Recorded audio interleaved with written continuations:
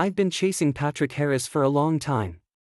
Patrick was annoyed and lied to me that he was at a ski resort 2,000 kilometers away.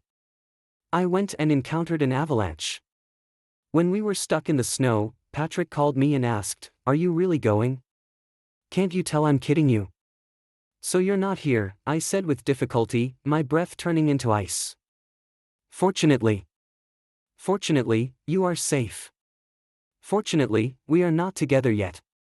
If I die, you won't be sad. 1.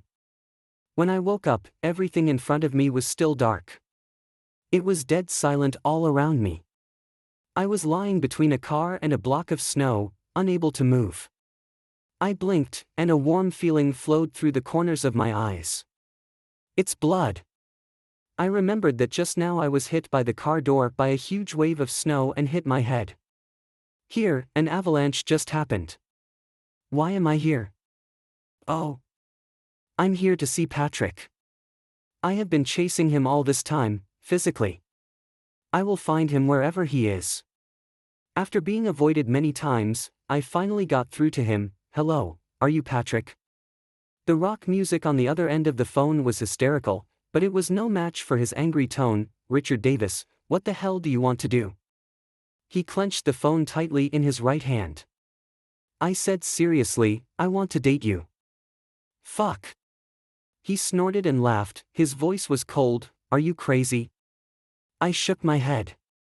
Then she suddenly remembered that he couldn't see, and said slowly, "No." "Where are you?" "I'll come find you."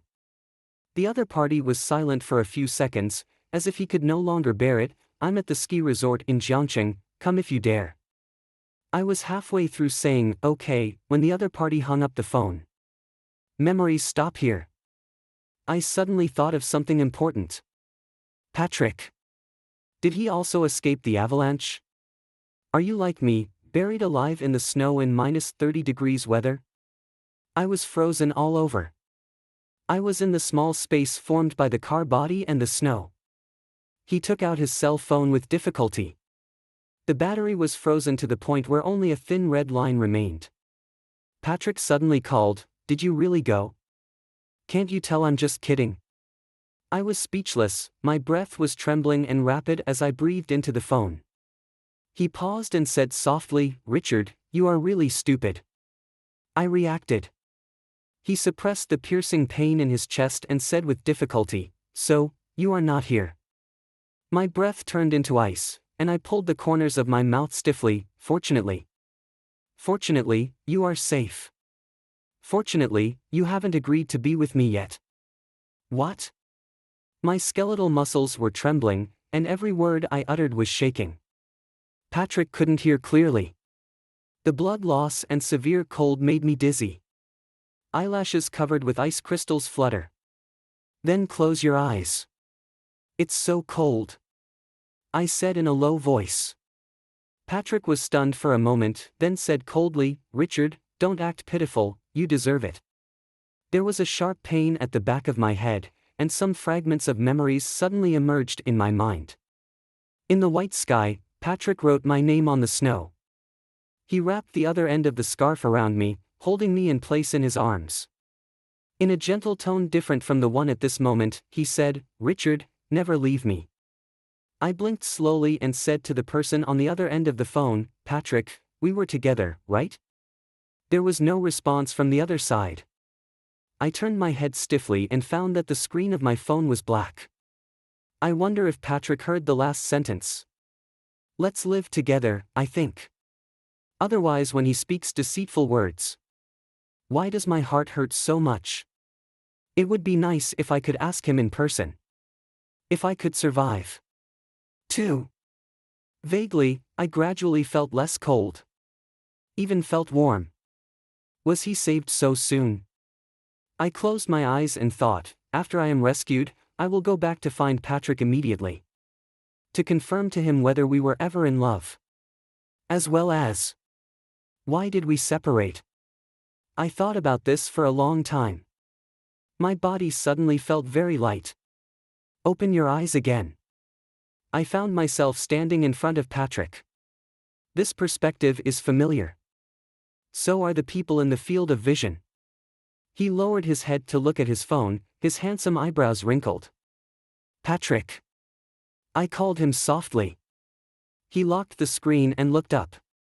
Patrick is half foreign, has very short hair and eyes that are a very special dark gray. Now, there is no me in these gray eyes. He can't hear me or see me. I reached out and touched it, and saw my fingers running through his firm black leather and chest. Is this my dream? Or, am I already dead? On second thought, it doesn't matter. I looked at Patrick's handsome face for a while and asked, why did we break up? Patrick didn't answer, but lowered his eyes and blacklisted my number. Richard, don't let me see you again, it's really annoying. I lowered my eyes and thought silently, I won't be able to see you again. I seem to be dead. Would Patrick be happy if he knew? I thought I must have done something really bad to make him hate me so much. What exactly did you do? Memories are like blurred images. I can't get an answer. There was a sudden knock on the door of the room. Patrick's assistant William pushed the door open and said, Brother, change your clothes. The car is ready. Patrick nodded and walked towards the cloakroom. With one hand, he reached around his waist and took off his black hooded sweatshirt. One corner of the vest of the same color was lifted up, revealing the firm but not obtrusive abdominal muscles. He turned back, his eyes were cold. Go out and wait. William's ears turned red and he smiled unnaturally. Brother, I heard that you are still wearing the peace locket given by your ex-boyfriend. Is it this? According to the cold personality and bad temper that have always been criticized by the media. I thought Patrick would be very aggressive towards him. Things like, none of your business, or, get out of here. But he didn't. She just lowered her eyes and followed William's gaze, then grabbed the peace locket and pulled it off. His eyes were indifferent, like it. Here you go. The white and smooth jade was tied with a red string and swayed gently in Patrick's hand. As I watched, a vague memory in my mind became clear. This peace locket is a gift from me to Patrick. Before a tournament, I put a red rope around his neck. This is a peace locket, it can keep you safe and sound. Patrick glanced down, superstition.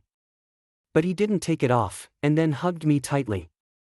The jade was very cool, but when sandwiched between two hot chests, it gradually warmed up. I told Patrick at that time that I had made the red string myself.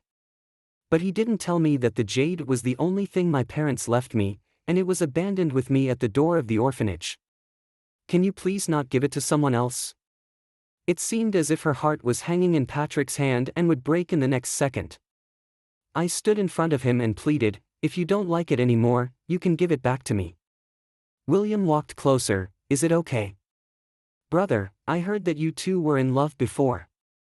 It's not love, just a follower in childhood. Patrick's lips moved slightly, but it seemed as if he was chewing me. William laughed. Thank you, brother. Patrick let go. The peace locket passed through my open palm and fell into William's hand. Patrick walked away without looking back. I stood there and watched William throw the peace locket out of the window into the swimming pool in the yard. Don't want. I rushed out and jumped into the water. But it didn't cause a ripple. The cold pool water penetrated me, forever separating me from the peace locket that had fallen to the bottom of the pool. Mirror flowers and water moons, at this moment I am the empty one. Now, I have nothing. My whole body feels like being pierced by thousands of needles. It turns out that the soul can also feel cold and painful. Patrick. I regret giving you the peace locket. 3. Patrick walked out of the dressing room wearing a neat and slim racing suit. With one arm holding the helmet, his unconcealed eyes and eyebrows looked unruly and sharp. The TV in the living room is on. The racing forecast was interrupted by a news report. An earthquake occurred in Xinjiang an hour ago. The epicenter was close to a famous local ski resort and caused an avalanche. Patrick stopped suddenly and turned to look at the screen. The rescue team has entered the disaster area. The casualties are. With a click, William turned off the TV. He smiled apologetically. Brother, it will be too late if you don't leave now. Patrick lowered his eyes to glance at his phone and strode out of the room. I don't know if my buried body has ever been found. I want to go back. But he was bound to Patrick by a force. I saw him put on his helmet and get on the car amid the cheers and screams of the audience. The engines roared and the racing cars rushed onto the track like angry beasts. Patrick was not ahead as usual.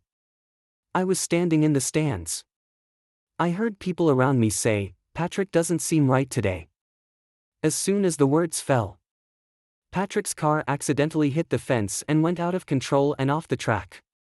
After flipping twice, it came to a stop on the grass in the middle of the field, emitting gray smoke in a messy state. In an uproar, Patrick kicked open the door and got out of the car. He lost the game and ranked last for the first time ever. Patrick was indeed abnormal today, and it was not because of his performance in the game. But because he lost the game, he was not very angry. Return to the room. The team doctor bandaged the wound on his arm. Patrick held the phone in his left hand and tapped it a few times awkwardly. Suddenly he smashed his phone against the opposite wall. I floated over and saw the search page for today's headlines on the shattered screen. Several trending searches displayed were all news about his failure today. He still minds. After all, racing is what he cares about most, and the only thing he cares about. In the vague fragments of memory, Patrick was also so angry. It was just that at that time I seemed to be very close to him. Not like those who talked about him and avoided him. I look brave and open. Like white clouds desperately embracing a scorching volcano, trying to calm the magma that is about to erupt. When I was a teenager in an orphanage, I sat next to him and said, I believe you. Say, it's okay. Later we became adults, the scene changed, and I buried my head in his neck. Say, don't worry, say, I will help you, say, we will be together forever. Now. He could no longer hear it. No one dared to get close to him when he was angry. Fool. I looked at the lonely Patrick and blamed him for the first time. It's all your fault. You lost the peace locket. Can't wait for someone to coax me. Patrick panted in silence. William answered the phone and said in a low voice, Brother Yi, someone outside wants to see you, saying that dash. Get him out. Patrick's voice was loud, but his brows were not so furrowed. You came back quickly. Who's coming back? William didn't understand, so he explained, his last name is Yen, he said he's a doctor at the municipal hospital, and he wants to talk to you about Richard. 4. I searched through my memory fragments of the doctor. Get some blurry images. The male doctor looked at the brain CT scan and asked me, can you remember something now? I shook my head. He said gently, don't worry too much. If you continue to take the medicine, there is hope that you will recover. I was a little frustrated, but I can't remember whether I took the medicine. Male doctor, it's okay, I can send you a message every day to remind you. I was already floating out the door, wondering what I would see if I saw the doctor's face. Maybe I can remember what disease I have. But Patrick didn't move, and then snorted coldly, oh, so you hooked up with a doctor. I stood there in a daze. It was as if someone had shot him in the heart from behind. When the pain explodes. I looked at Patrick in disbelief. It turns out that I am so unbearable in your heart. Those memories that I thought were precious. It's a stain on him. Let him go. Patrick clenched his fists, and the gauze was stained with blood. Every word seemed to be squeezed out from between teeth. I have nothing to say to him. When going out, Patrick was surrounded by a large number of reporters. Before getting in the car, a man rushed over and held the door. Mr. Kwong, I have something very important to tell you. Patrick wore sunglasses and his jaw was tense. Who are you? I'm a doctor at the municipal hospital and a friend of Richard's. Go away, Patrick said angrily, I don't want to hear his name again. Then please tell me where he is.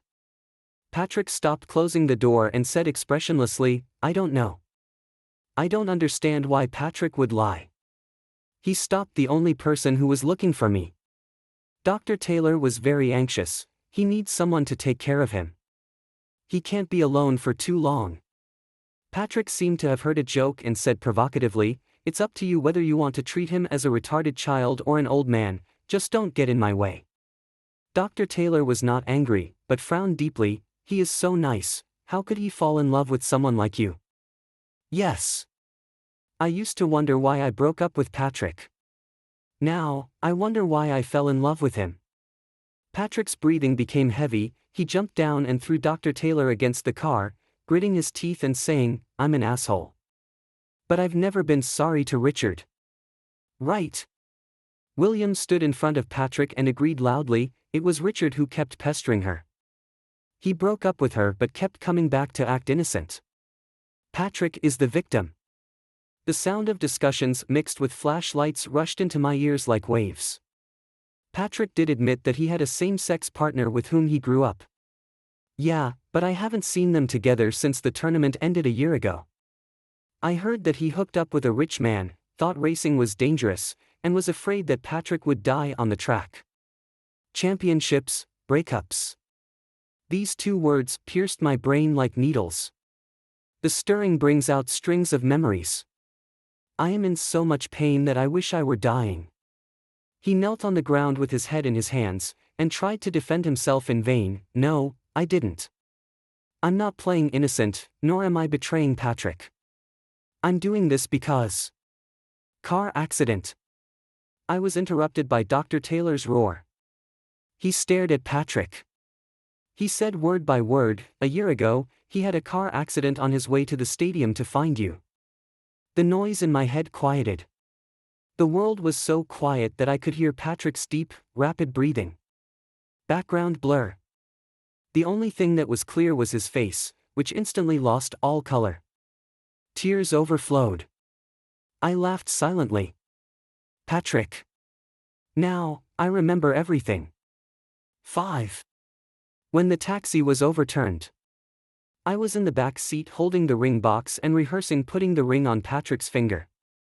After a loud bang, the ring and the ring box were thrown out and never found again.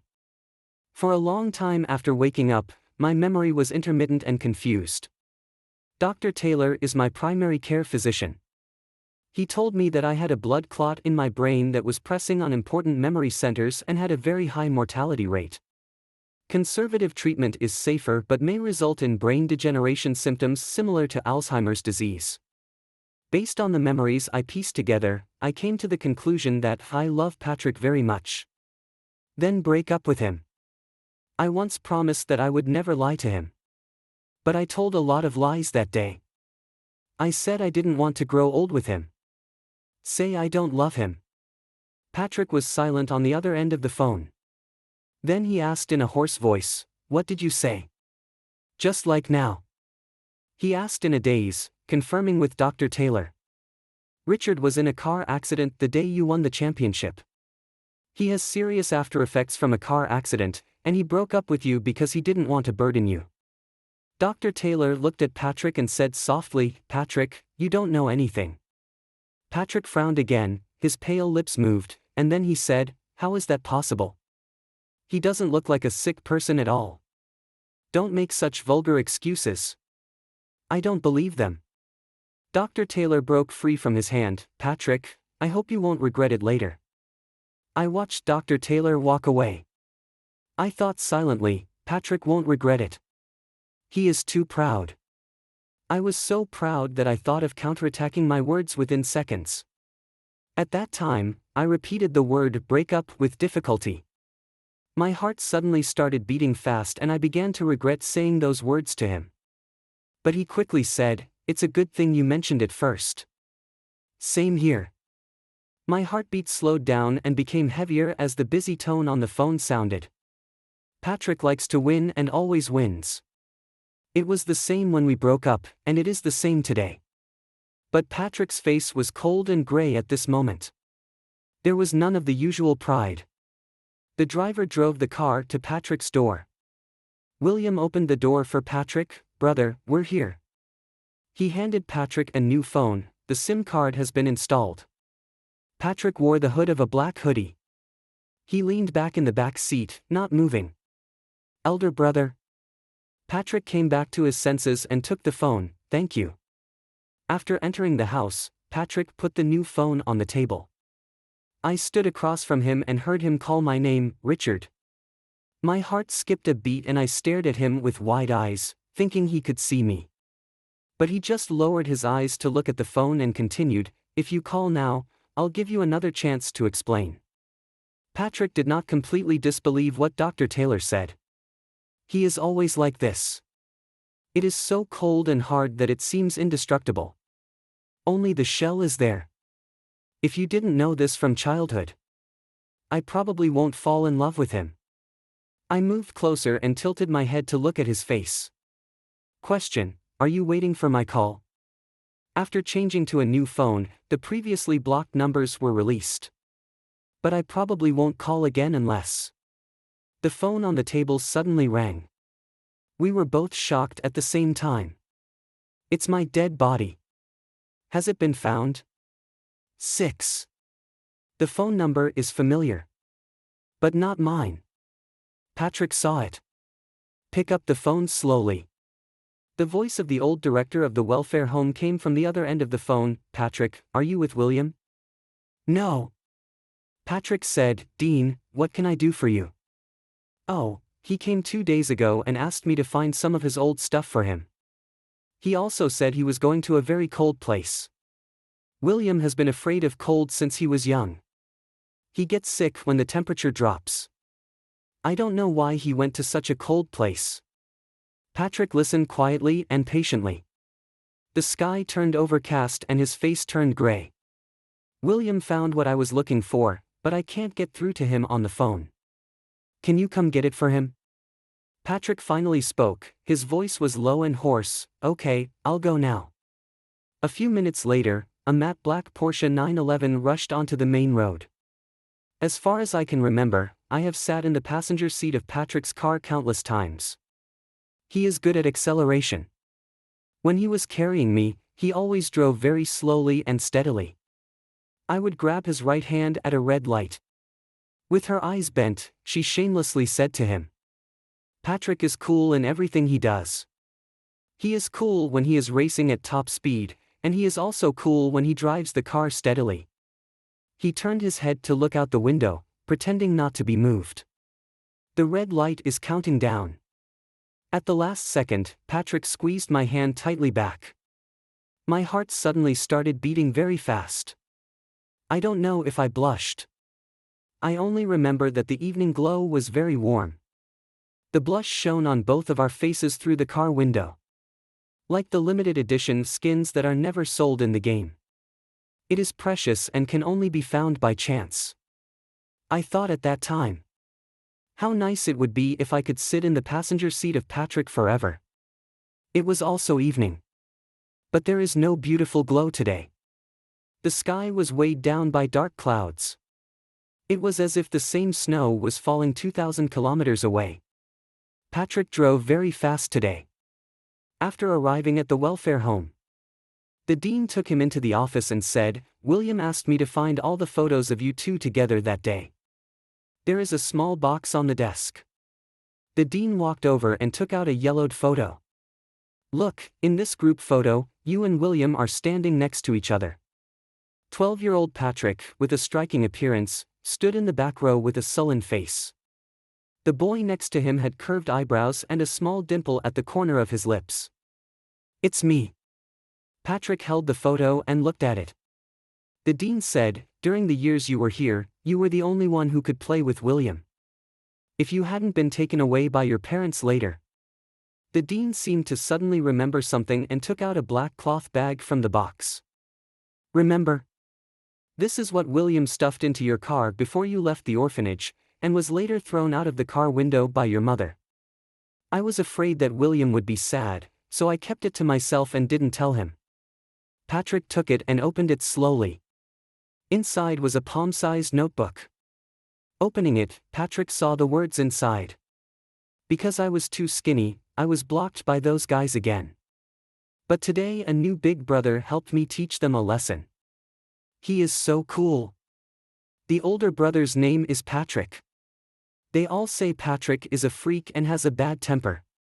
But I don't think so, he is obviously the best looking and nicest person. They always make fun of me and Patrick. Patrick asked me to stop following him. I said no. The diary is trivial and intermittent. The time spans the entire 2 years that Patrick spent in the orphanage. Last page. I wrote, "It's great to find Mom and Dad, but it would be better if Patrick didn't leave. I won't be able to see him again in the future, right? If I meet you again when I grow up, I will definitely." The sentence stopped abruptly at the end of the paper and was not completed. Patrick turned the pages with shaking fingertips. I found that the back one was torn off. "Richard." Patrick whispered my name. There was a deep sense of confusion and regret in his voice. He took out his cell phone and dialed the number halfway. The incoming call tone suddenly rang. He answered the call. "Richard, you?" An unfamiliar voice interrupted him. "Excuse me, sir, are you Mr. Sue's friend?" Patrick asked, "What happened to him?" "He was killed in an avalanche." 7. I have no relatives. The last call on the phone was to Patrick. So he was notified immediately. The rescuers expressed their regrets on the other end of the phone. Then asked Patrick if he can arrive in Jiangxing within 3 days to claim the body. Patrick seemed to be frozen in an instant. Then he hung up the phone without any warning. The old dean saw his terrible expression. I quickly asked, "Patrick, what happened?" "It's fake," said Patrick. The phone rang again. Patrick quickly hung up and rushed out. He went to the airport first and was told that there was a heavy snowstorm in Xinjiang and all the routes were delayed. His cell phone kept ringing, so he simply turned it off. Drive the car directly onto the highway. Exit ramp. He set the destination of his car navigation at Jiangxing. Drive more than 2,000 kilometers. I think Patrick is not normal. But in fact, Patrick has always been impulsive. He ran away from home when he was a teenager and found a place to live in an orphanage. Later, he challenged a dozen boys who were a head taller than him. Save me, who is so thin and small. Patrick fights without regard for his life, with a determination to fight to the death. Those people were afraid of him, but they were unwilling to accept it. People say behind Patrick's back that he is a monster, and his gray eyes are proof of that. Gradually, everyone in the welfare home began to avoid him. Except me. I think Patrick is not a monster, but a god sent from heaven. I stick to him every day. I secretly put the chocolate that I was reluctant to eat into his trouser pocket. The dog days of summer. Patrick quickly realized something was wrong and reached into his pocket. He spread out his palm, which was stained with an unknown object, in full view of everyone. There was laughter all around. My face turned red with anxiety. He yelled, sweating profusely, "It's chocolate. I didn't know it would melt." Patrick glared at them. He curled up his index finger and scratched my nose. "Idiot." I squatted by the sink and washed Patrick's pants. A group of people gathered around and started to make a noise. "Richard. Young wife. You wash clothes for monsters every day. Richard. My young wife." Patrick rushed over and poured the water in the basin over them. The leader shouted, "The monster is getting anxious. You two are together every day, you must be in love." Someone immediately started to make a noise. "Two boys are in love. Two boys are in love." I was afraid that Patrick would fight again, so I pulled him away. A remote corner of the welfare home. Patrick was furious. "Richard, don't be with me anymore." "I don't." "Didn't you hear what they said? They were laughing at you." I looked up and saw his face and ears were red with anger. My mood suddenly and strangely improved. He smiled heartlessly. "Let them laugh at it. It's just love, right? Not now. When we grow up and really fall in love, let's see if they still smile." Patrick choked and his face turned even redder. The car stopped at a service area, interrupting my memories. Patrick got out of the car to refuel. My face was wet when I got back to the car. Maybe it was because I washed my face with cold water, my eyes were red from the excitement. He started the car and continued on his way. No sleep, no rest. Actually, there's no need to be so anxious, I wanted to tell him. After all, it is very cold in Xinjiang, even if the body is kept for a few more days. It's not so hard to recognize. Then I saw his journal on the center console. Thought, maybe he just wanted to know the last page that was torn off. It's just what is written. 8. Under good road conditions. The 2,000-kilometer journey takes about 26 hours. But it only took Patrick 20 hours to enter the Jiangqing area. The heavy snow stopped and the sky turned a washed blue. Rescue teams have cleared the road to the ski resort. In the distance, you can see the hanging cable car. Patrick stopped far from the entrance. Get off. He smelled strongly of cigarette smoke. His face was a blue-gray color of extreme fatigue. Patrick leaned against the car and whispered, "It's really cold." He pulled out his phone and called my number back. No one answered. He seemed relieved. "Richard, this must be another one of your pranks." There was a busy tone on the other end of the line. Patrick muttered to himself, his tone was very light, "You just want me to remember our childhood and agree to be with you again, right? Okay, you win. I'll see you later, and we'll get back together." He hung up the phone. Drive into the ski area. The scene was pale. After the staff asked him about his purpose, they told him, "The people injured in the avalanche have been sent to the hospital, but a young man has unfortunately died. The boy had a head injury and was bleeding a lot. He was frozen when he was found, holding his phone in both hands, as if he was waiting for someone's call. What a pity. I heard that you came here to look for someone, so you didn't even wear a ski suit to keep warm." Patrick's body swayed. "It seems to be because I am wearing too little."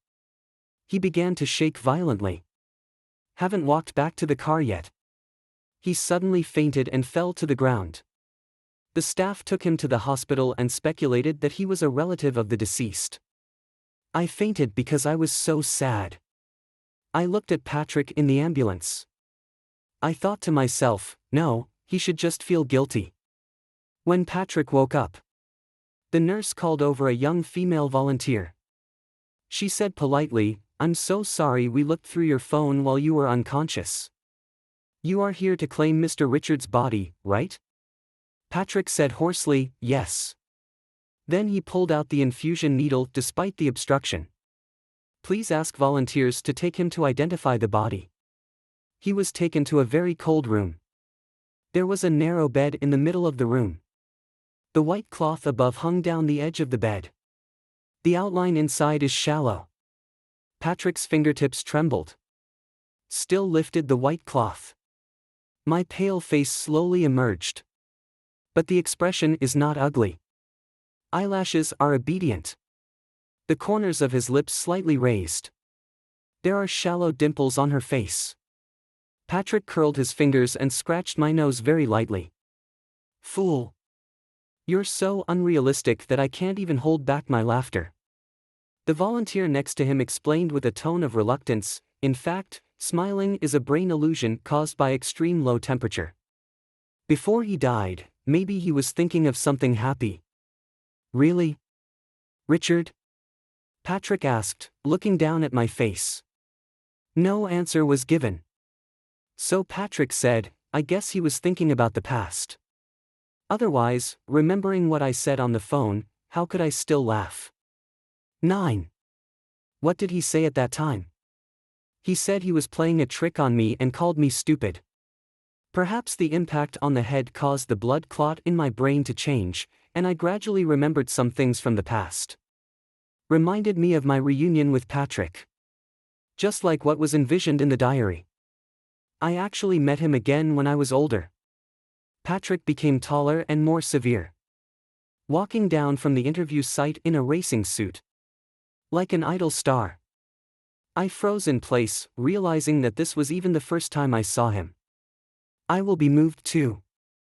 This idea was confirmed in every subsequent encounter. I was a trainee reporter at that time. Run after him and call his name. He turned around impatiently and saw my smiling face. Haven't seen you for 10 years. It was normal for Patrick to forget about me, I thought at the time.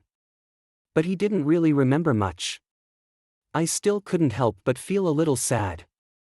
Later, I spoke to him enthusiastically about the welfare home, and took advantage of work to invite him to meet many times later.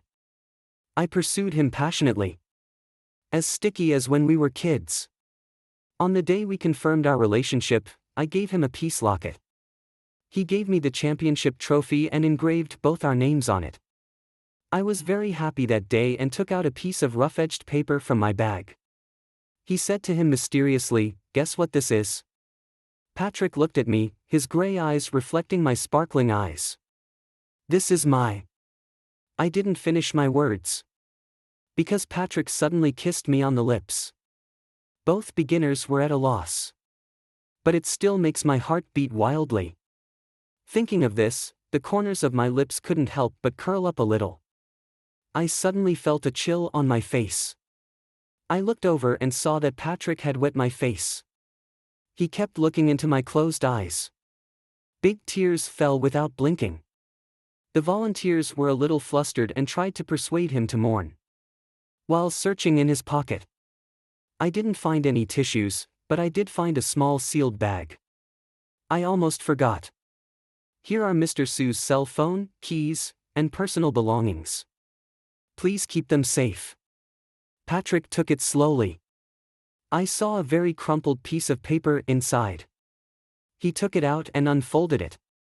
The handwriting was soaked and dried, and appeared blurry on the yellowed old paper. But it's still barely recognizable. I want to fall in love with Patrick. When I was a teenager, I was ashamed to let Patrick know that this sentence was written on the last page of my diary that was torn off before we parted. If I meet him again when I grow up, I will definitely date Patrick. Being with you is my wish, and now it has come true. The day I was with Patrick. And every day with him afterwards. I wanted to say that to him. 10. Patrick stood in the cold room for a long time. Then I put my things safely away. He made arrangements for his return trip with a straight face. And expressed gratitude to the staff. Several young men recognized him. Behind the scenes, Patrick is not as arrogant and rude as the media portrays him to be. I followed my body into the hearse. Look at Patrick silently. In fact, he was not like this yesterday. All the changes seemed to happen in an instant. The edge in Patrick disappeared. He looked dull and lifeless. The trunk was very cold. The driver advised Patrick to sit in the passenger seat. Rejected. The car started moving. Patrick whispered, "Were you colder that day than you are now?" It's been cold for so long. There was no fluctuation in his tone and no expression on his face. Richard, are you stupid? Patrick's face was wet again, tears slid down the corners of his dry and cracked lips. It's so hard to fulfill your wish, why do you want to break up? If you are sick, I can take you to get treated. I don't mind if you become a real fool. I won't give up on you, Richard. He stood up with a slight jolt. Kneel down beside my narrow coffin. It was as if it was trying to hug me, but couldn't. He must be sick, his voice was hoarse, but you are not wrong, I am wrong. You broke up with me, pretended not to know me, and then repeatedly asked me to get back together. Is that because you regretted it? I shouldn't have been so angry, I should have known about your illness earlier, and tried to keep you, and I should have always agreed to your request to get back together. I shouldn't have lost my patience with you, I shouldn't have tricked you into coming here. It's all my fault, it's all my fault. It's all my fault. This is something Patrick never said. He has always been proud and believes that everything he has is a blessing. He doesn't care whether the world thinks he is right or wrong. He is not afraid of losing. When he was a teenager, his mother abandoned the family that I envied and longed for because she interfered with his hobbies. When I grow up, I will risk my life to win the racing championship. So I couldn't believe that Patrick would actually admit his mistake. He is very tall. A dark shadow curled up on the ground. But I can't say anything comforting right now. I can't hug him like I used to. Gently stroke his back with your hand. Forever, there is no way anymore. 11. As soon as the car reached the intersection entering the city, it was stopped by a black business car. William took Patrick's mother out of the car and asked the driver to open the trunk. Patrick was lying on the coffin, with almost no sign of life left in him. He was like a zombie. A woman's angry curse and a slap in the face. All left him indifferent. Patrick, how long are you going to be harmed by Richard? You didn't want to go home because of him, and even threatened to live in an orphanage. Patrick's mother's fingertips almost poked him in the face. Now you're giving up the race for him again. Do you know that you've been warned by the race committee? If you do that again, you'll never be able to race again in your life. I won't be on the track again. Patrick said. The woman and William both looked incredulous. What? I left the orphanage because you promised to let me learn racing and become a professional driver. Patrick continued in a low voice, I regret it. I shouldn't have left him at that time. Are you crazy, Patrick? Patrick's mother stared at him with strange eyes. Patrick seemed to be talking to himself. It would be great if I was always by his side. He ignored his mother's tears and turned to William and said, Please give me the peace locket back. William's expression froze, and he stammered, I accidentally lost it. Where did you lose it? Patrick's tone was calm, but his eyes were fixed on William's face. His eyes are light-colored, and he looks very fierce when he looks at people coldly. Perhaps he sensed Patrick's abnormal mental state. William said timidly, in the swimming pool at the team headquarters. Patrick's eyes didn't move away, but became even colder. You can go now. After saying that, he got back into the car and sat next to me. It's getting dark. The light and shadow of the street lamp flowed on Patrick's face. But it could not illuminate his eyes. I looked at him and said, Don't give up racing. It's your favorite thing. Racing drivers need to be focused. The heavy, unhappy background of life would make it difficult for him to focus on speed. That's why I wanted to break up with him cleanly. But the results were far from neat. I acted willful and extreme. Turning back again and again, capriciously. 12. After arriving at the destination, Patrick first properly arranged my body and then started to deal with my funeral arrangements. The staff asked Patrick if he had any personal belongings that needed to be buried with him. Patrick thought silently for a while, then took out the sealed bag given to him by the volunteer. Inside was the key to my rental apartment. I didn't want him to enter my room. But when I think about the fact that I'm already dead, it doesn't matter anymore. Patrick drove there. I found my home in an old neighborhood. Turning the key, he opened the door. What caught my eye were the sticky notes that covered almost the entire room. Patrick was stunned and walked slowly to take a look. The room is small and the furniture is simple. He tore off the ones next to the door.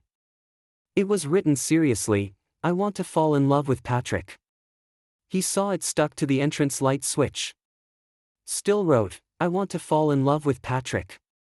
He passed by the dining table, which was covered with the following words. I want to fall in love with Patrick. On the refrigerator, on the wall next to the bed. There was only one sentence written on each of the chaotic array of different colored sticky notes. I want to fall in love with Patrick. Patrick stood in the room wrapped in these words. A short, vague sound came from his throat. I think he has seen the direct effects of the disease. The half-closed door was opened. Dr. Taylor appeared in the doorway. Not long after he broke up with you, he suddenly didn't remember anything one day. A man was walking randomly on the street and was almost hit by a car. He was taken to the hospital and took out a very old piece of paper and asked me who Patrick was. Dr. Taylor smiled lightly, but his expression was very bitter. He said the words on the paper were written by himself, so this matter must be very important. What's the matter? He looked at Patrick's pale face and asked himself, I'm in love with Patrick. Patrick understood everything in an instant and took a step back as if he couldn't stand. He muttered to himself, so he keeps coming to me because. Dr. Taylor saw that he seemed speechless, so he said for him, it's because he's sick and thinks being in love with you is the most important thing in his life. My memories of that time are confused.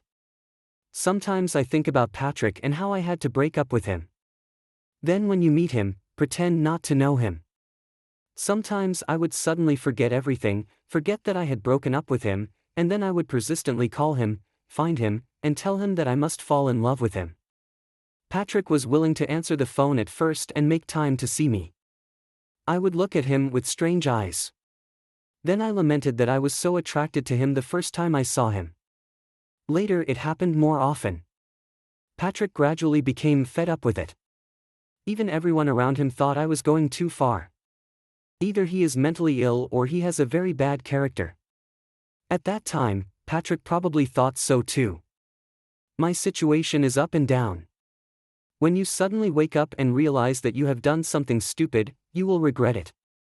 But the old paper was never thrown away or destroyed. Because if you do that, it means that when I forget everything again, I will completely forget about Patrick. I dare not imagine what kind of empty feeling that would be. So I listened to the doctor's advice and tried to control myself through medication so that I would not do stupid things. If it works, I can die in peace. Patrick will forget about me, pursue his dreams and live a satisfying and happy life. And I will remember him, the only person who brought me happiness in my dull and boring life when my parents died early. The best of both worlds. But I still screwed up. I looked at Patrick's painful face. Think silently. 13. Patrick didn't end up taking anything from my room. He just wrote something on the old piece of paper and kept it with him. Patrick stayed next to my body for a long time before burial. He said in the darkness, Richard, I will not go anywhere from now on. I will be with you every day. But I'm already dead and will be gone soon. I said this without feeling any reluctance. If you leave, you will forget everything you have remembered. I'm forgetting you, Patrick. That's only fair. This way, I will never look back at you again. But he said, Richard, I will never forget about you again. Patrick built a huge tomb for me. On the day of the burial, I felt like I was finally leaving. Patrick somehow found the peace locket. Put it back around my neck. He leaned against my tombstone. Take out the old papers that have been carefully kept. The soul is about to dissipate. I saw the words above. I want to fall in love with Patrick. Okay, Richard,